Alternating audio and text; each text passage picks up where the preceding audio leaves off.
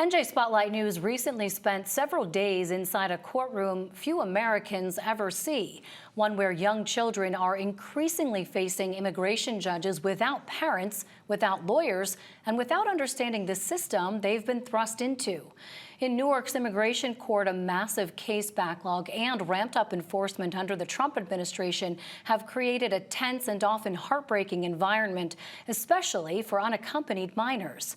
Education and child welfare writer Hannah Gross visited the courthouse, observing the human stories hidden inside the immigration debate, and she joins us now to share what she saw. Hannah, good to see you. I know you spent considerable time. What struck you most about what you witnessed there?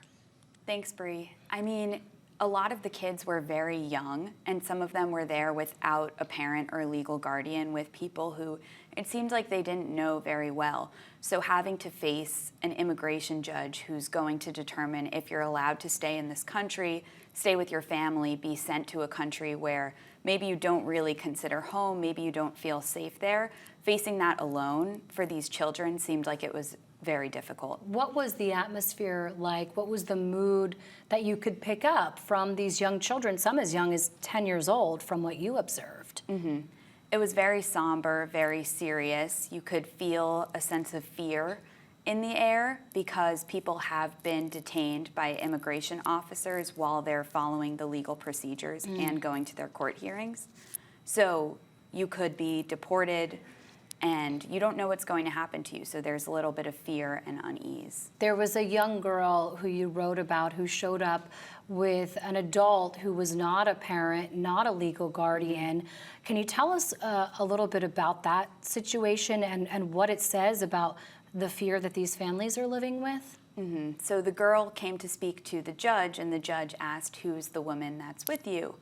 And it was a little bit hard for the girl to parse out. It was a friend of the mom who had put them in touch, because what was later revealed is that the mom herself is not in the country legally and was too scared to show up to immigration court with her daughter for fear of being deported.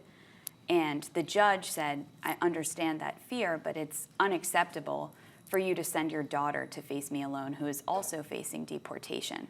And so the mom was actually standing or waiting somewhere outside of the courthouse and had not come in, but the chaperone went to go get the mom and bring her in, and she ultimately reunited with her daughter and faced the judge and was warned, next time you really need to come with your daughter. And this is all unfolding before you.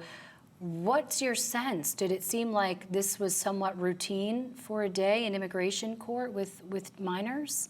After speaking with some immigration attorneys, this is becoming increasingly common as the arrests have increased in courthouses across the country, including in Newark. So has this fear. And so some people are sending their kids with U.S. citizens or legal permanent residents because they can't guarantee that if they show up to court, they won't be deported. Yeah.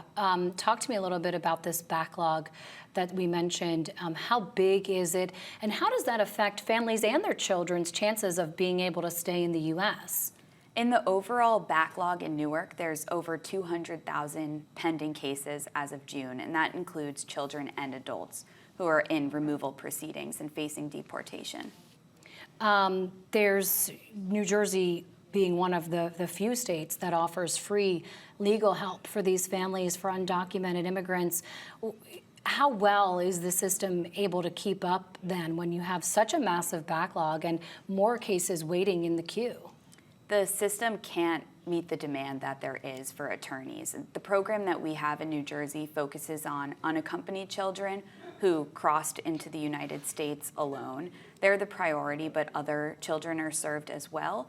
But they can't all receive the legal services they need. And if you have an attorney, your odds of getting relief and being able to stay in the country are much higher. Do we have any idea, Hannah, how many of those children there are in the system? Is there any accurate means of tracking that? It's hard to track the number of children who are in removal proceedings because the tracking and data changed in 2017 during Trump's first term as president.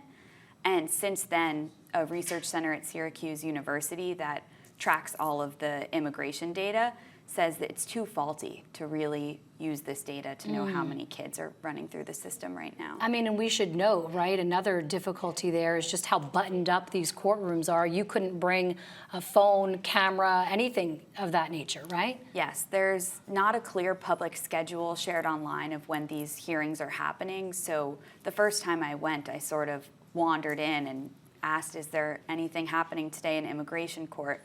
I was given permission to sit in. But you can't record. You're not allowed to have any phones or computers in there turned on. So I just had my notebook. Hannah Gross, great reporting. Really appreciate it. You can read Hannah's story on this and all of her coverage on our website, njspotlightnews.org. Hannah, thanks for coming in. Thanks for having me, Bree.